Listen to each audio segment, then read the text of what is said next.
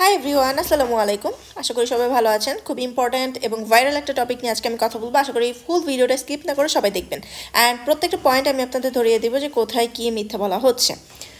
So গতকাল রাতেই হচ্ছে এই ভিডিওটা আমার হাজব্যান্ডের চোখে পড়ে, অ্যান্ড দেন হচ্ছে আজকে আমি দেখি অ্যান্ড ভিডিও মেক করবো করে করা হচ্ছিল না, কজ আমি কোনো জায়গায় কোনো ভিডিও দিচ্ছি না। টিকটক বলি, ফেসবুক পেজ বলি, কিংবা আমার ইউটিউব চ্যানেল, কোথাও আমি রেগুলার না। দ্যাটস ওয়াই হচ্ছে ওরকমভাবে ভিডিও মেক করার ইচ্ছেও হচ্ছে না। বাট একটা কথা আমি কোনোভাবেই হচ্ছে ইগনোর বা হচ্ছে অ্যাভয়েড করতে পারছি না। সো আমার মনে হলো যে ভিডিওটা মেক করি। দ্যাটস ওয়াই হচ্ছে আপনাদের সাথে ভিডিওটা মেক করা। খুবই ট্রেন্ডিংয়ে যে ভাইরাল টপিকটা আজকে আছে, অ্যান্ড এটা নিয়ে অনেকেই হচ্ছে কথা বলছে অ্যান্ড নিউজও হয়েছে ইতিমধ্যে, সেটা হচ্ছে মেজর ডালিম।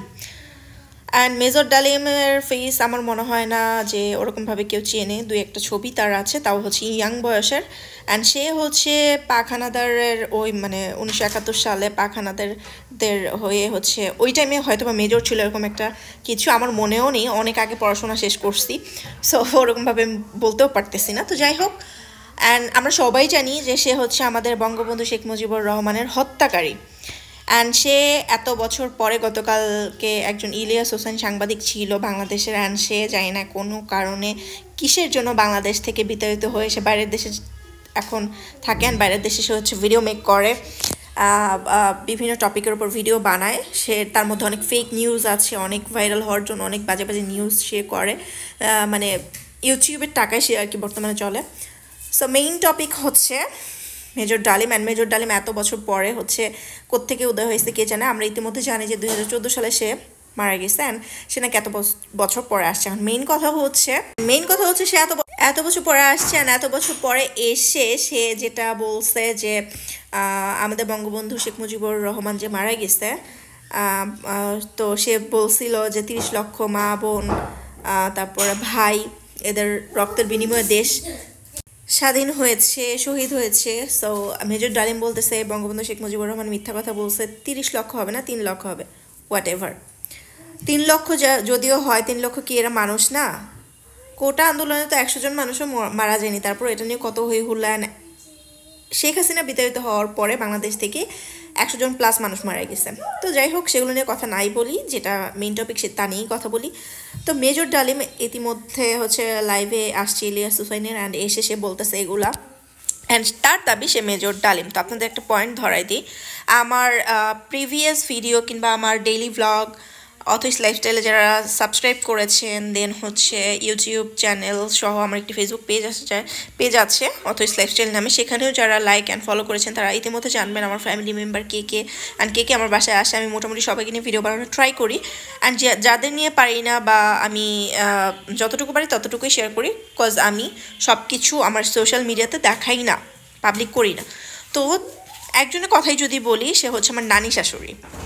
অ্যান্ড ওই মোমেন্টে 1971 সালে আমার নানি শাশুড়ি একদমই হচ্ছে বাচ্চা একটা মেয়ে, অ্যান্ড ওই মোমেন্টে মেজর ডালিম হচ্ছে মেজর। আমার নানি শাশুড়ি যদি বাচ্চা মেয়ে হয়, হ্যাঁ রাইট নাও আমার নানি শাশুড়ি আলহামদুলিল্লাহ বেঁচে আসতে, কিন্তু ওনার এতটা পরিমাণ বয়স হয়েছে যে ওনার শরীরে হাড় দেখা যায়, মাংস নেই বললেই চলে। ইভেন তার মাড়িতে কোনো দাঁতই নেই, অ্যান্ড খুবই হচ্ছে বয়স্ক। আল্লাহ তার তাকে হায়াত দিয়েছে এতটুকু, সো সে এখনও আমাদের মাঝে আছে আলহামদুলিল্লাহ, সবাই তার জন্য দোয়া করবেন। সো আমার কথা হচ্ছে, আমার নানি শাশুড়ি যদি তার থেকে অনেক ছোট হয়, বাচ্চা একটা মেয়ে হয়, তো মেজর ডালিম কোন পর্যায়ে গেলে বা কোন বয়সে গেলে একটা মানুষ মেজর হতে পারে, সেটা আই হোপ সবাই বুঝে গেছেন। তো সে কিভাবে এত বছর পরে উদয় হয়, অ্যান্ড তার কিভাবে হচ্ছে মাত্র 50+ বছর হয়, সেটা আপনাদের উপরে আমি ছেড়ে দিলাম। অ্যান্ড আরেকটা কথা হচ্ছে, সে ছিল হত্যাকারী, অ্যান্ড হত্যাকারী হয়ে কি সে যাকে হত্যা করেছে তার সম্পর্কে কি ভালো বলবে, নাকি হচ্ছে তার সম্পর্কে সত্যিটা বলবে, এটা আপনারাই গেস করেন কিংবা আপনারাই বলেন। অ্যান্ড সব থেকে মজার ব্যাপার হচ্ছে, মেজর ডালিমের যে ইয়াং বয়সের ছবি, তার সাথে বর্তমানে যে মেজর ডালিম হিসেবে সবার কাছে পরিচয় দিচ্ছে, সবাইকে বলে বেড়াচ্ছে আমি মেজর ডালিম, ভাইরাল ভিডিও যেটা ভাইরাল হয়েছে গতকাল রাত্রে, তার সাথে কোনোই মিল নাই। সো কোন দিক দিয়ে মেজর ডালিম সে বলতেছে। অ্যান্ড মেজর ডালিমের যে ফ্যামিলি মেম্বার্স 2014 সালেই হচ্ছে কনফার্ম করেছিল যে মেজর ডালিম মারা গেছে। তো এত বছর পর কোত্থেকে আসছে, অ্যান্ড ওই দেশে ইলিয়াস হোসাইন যে যে কোনো একটা দলের সাথে সংগঠিত হয়ে এগুলো করছে, কেন করছে তারাই জানে। আর এত বছর পর এগুলো বলে কি মজা পাচ্ছে, কেন করতেছে, আল্লাহ নোস। সো যাই হোক, সবাইকে আল্লাহ হেদায়েত দান করুক। অ্যান্ড আমার মনে হলো যে পয়েন্টগুলো আপনাদের মাঝে তুলে ধরি, দ্যাটস ওয়াই হচ্ছে পয়েন্টগুলো তুলে ধরা। আমার নানি শাশুড়ির বয়স মোটামুটি ভালোই বয়স হয়েছে, অ্যান্ড তার থেকেও বড় হচ্ছে মেজর ডালিম হিসেবে। সো সেই মেজর ডালিমের বয়স আমার নানি শাশুড়ি থেকে ছোট হয় কীভাবে, অ্যান্ড মেইন কথা হচ্ছে মেজর ডালিমের ইয়াং বয়সের ছবির সাথে কিভাবে হচ্ছে রাইট নাও যে মেজর ডালিম হিসেবে নিজেকে পরিচয় দিচ্ছে সবার সামনে ভিডিওতে। ইলিয়াস হোসাইন সাংবাদিক বাংলাদেশের ছিল, যে তার ভিডিওতে এসে যে পরিচয় দিচ্ছে আমি মেজর ডালিম, তাহলে তার সাথে তার ইয়াং বয়সের ছবি কেন মিলছে না? এখন আপনারা বলবেন মানুষ তো একটু চেঞ্জ হয়, আকাশ পাতাল তো চেঞ্জ হওয়ার কথা না, তাই না?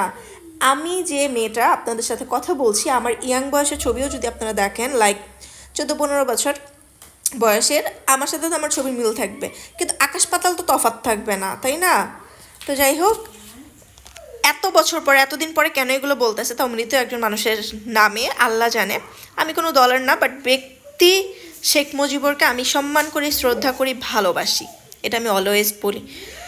সো আল্লাহ সবাইকে বুঝদান করুক, হেদায়েত দিক। আর মেইন কথা হচ্ছে বঙ্গবন্ধু শেখ মুজিবুর যদি মিথ্যা কথাও বলে, দিন শেষে সে দেশের জন্য, আমাদের বাংলাদেশের ভালোর জন্যই কিন্তু যুদ্ধ ঘোষণা করে, অ্যান্ড এক পর্যায়ে আমাদের দেশ স্বাধীন হয় কেবলমাত্র তার বক্তৃতা দানের মাধ্যমে। যারা হচ্ছে যুদ্ধে আগ্রহী হয় কিংবা হচ্ছে যুদ্ধে যোগদান করে, তাদের মাধ্যমেই আমাদের দেশটা স্বাধীন হয়, কোনো মেজর ডালিমের বক্তৃতার মাধ্যমে না। বরঞ্চ মেজর ডালিম আমাদের বাংলাদেশের মানুষদের হয়ে, মানুষদের মানে মেরে ফেলার জন্য ওই দেশের মানে পাকিস্তানি বা পাক হানাদার বাহিনীদের কি বলে এটাকে উদ্বুদ্ধ করে, বা হচ্ছে যাই হোক হোয়াট এভার, আমি মানে সুন্দর করে গুছিয়ে বলতে পারতেছি না। তো এভাবে হচ্ছে তাদের হয়ে কাজ করছে, পাক হানাদার বাহিনীদের হয়ে। তা আপনারা নিজেরাই কিভাবে হচ্ছে মেজর ডালিমকে স্যার বলে আখ্যায়িত করছেন, কিভাবে হচ্ছে তাকে মানে নিচের থেকে আকাশের উপর উঠিয়ে ফেলতেছেন, আমি বুঝি না। আপনারা, আমাদের এক্স প্রধানমন্ত্রী একটা কথা বলছিল, যাকে আপনারা ফ্যাসিস্ট বা ব্লা যাই বলেন না কেন, সে একটা কথা বলছিল, মুক্তিযোদ্ধার সন্তানরা কি পাবে নাকি হচ্ছে কি রাজাকারের সন্তানরা পাবে, এটা কিন্তু কোয়েশ্চেন করছিল। সো এই কোয়েশ্চেনটাই আপনারা অনেকভাবে নিয়েছেন। তো আমার কথা হচ্ছে দিন শেষে প্রধানমন্ত্রী শেখ হাসিনা যেই কথা বলছে সেটাই তো আপনারা করতেছেন না। লাইক পাকিস্তানিদের মাথায় নিয়ে নাচতেছেন। তো পাকিস্তানিরা কি ভালো ছিল? পাকিস্তানিরা ভালো হলে কিভাবে হচ্ছে আমাদের বাংলাদেশের ওপরে এত বড় একটা যুদ্ধ ঘোষণা করে আর আমাদের বাংলাদেশের মানুষকে মেরে ফেলছে?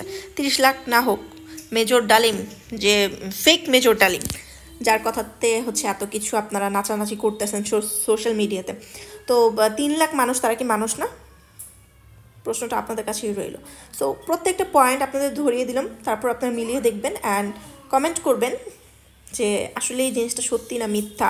অ্যান্ড আপনাদের কি মনে হয় 2014 সালে যারা মেজর ডালিমের ছবি দেখেছেন অ্যান্ড যারা মেজর ডালিম সম্পর্কে জানেন, তারাই কেবল এই জিনিসটা ধরতে পারবেন। আদারওয়াইজ যারা হচ্ছে নাচানাচি লাফালাফি করতেছেন, তারা জানেনও না, হুদাই লাফালাফি নাচানাচি করতেছেন আর কিছুই না।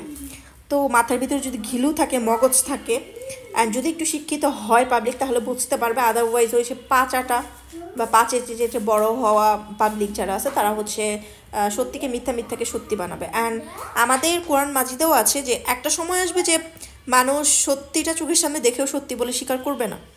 এগুলোই হয়ে যাচ্ছে। তো জানি না এর শেষ কোথায়, জানি না এগুলো কতদিন হবে, অ্যান্ড আমাদের বাংলাদেশটা কোন দিকে কোন পর্যায়ে আছে বা কোন দিকে যাচ্ছে আমরা কেউই জানি না। সবাইকে আল্লাহ হেদায়েত দান করুক। সবাই ভালো থাকবেন, সুস্থ থাকবেন। আল্লাহ হাফেজ।